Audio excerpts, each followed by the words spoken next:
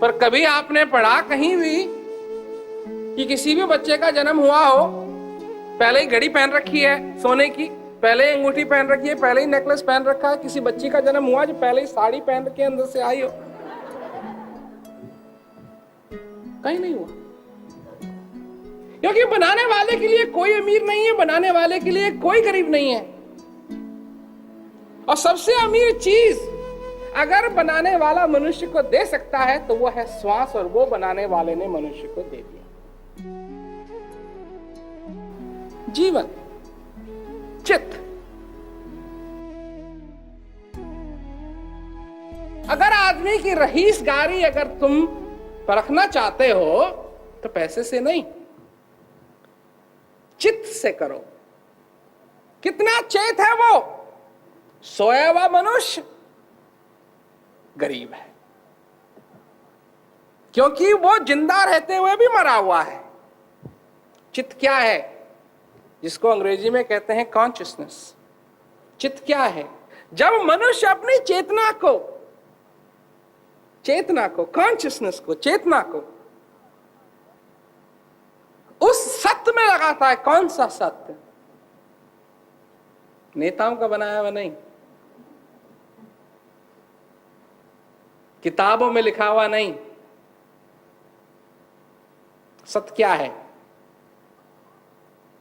वो सत्य जो था, हमेशा था, है और हमेशा रहेगा। जिस सत्य को परिभाषा की जरूरत नहीं है, वो सत्य जो परिभाषा से परे है, जो परिभाषा से अलग है, वो सत्य है। क्योंकि वो पहले था, मनुष्य के होने से पहले था, और मनुष्य के ना होने के बाद में भी रहेगा। उसको परिभाषा की जरूरत नहीं है। नदी को नाम की जरूरत है? पानी को नाम की जरूरत है?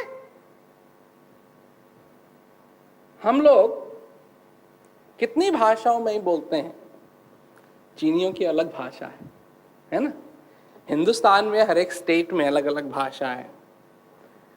विदेश में क्या कहते हैं? अमेरिका में, इंग्लैंड में अंग्रेजी बोलते हैं। साउथ अमेरिका में क्या कहते हैं? पोर्चुगीज, ब्राजीलियन पोर्चुगीज, और क्या कहते हैं? स्पेनिश बोलते हैं। उनके भी अलग अलग डायलेक्ट्स हैं। हम लोग जब क्या कहते हैं किसी विदेशी की भाषा सुनते हैं तो हमको बड़ा अचंभा होता है, क्या कह रहा है? होता है ना? पर क्या कभी आपने सोचा है कि ये जो कह रहा है वो वही कह रहा है जो हम भी कहते हैं? ये मतलब थोड़ी है कि इसकी अगर भाषा दूसरी है तो ये इसको कुछ और कहने के लिए है। अरे वो किसी भी भाषा में जब प्यास लगती है, वो किसी भी भाषा में बोलता हो, मांगता पानी है। समझे ना मेरी बात? जब दुख होता है, दर्द होता है, तो वो किसी भी भाषा का बोलने वाला हो अपना दुख व्यक्त करता है। जब चोट लगती है तो वो अपना दर्द व्यक्त करता है। जब खुशी होती है तो अपना हर्ष व्यक्त करता है। जब समस्याएं होती हैं तो अपनी समस्याओं को व्यक्त करता है, चाहे किसी भी भाषा में करता हो। बोलते तो सब एक ही चीज। चाहे कोई भी अंतर मनुष्य अपना बनाने में लगे कि तू अलग है, तू अलग है, तू अलग है, तू अलग है, पर करते तो सब एक ही हैं, तो सब एक ही। क्योंकि बनाने वाले ने किसी को अलग नहीं बनाया, मनुष्य ने सबको अलग बनाया। मनुष्य ने सबको अलग बनाया। मनुष्य ने कहा कि तू ये है। मनुष्य ने मनुष्य को नाम दिया। बनाने वाले ने कभी मनुष्य को नाम नहीं दिया, किसी को भी नाम नहीं दिया, परंतु मनुष्य ने मनुष्य को नाम दिया और कहा कि क्योंकि तेरा नाम ये है, तू मेरे से अलग है,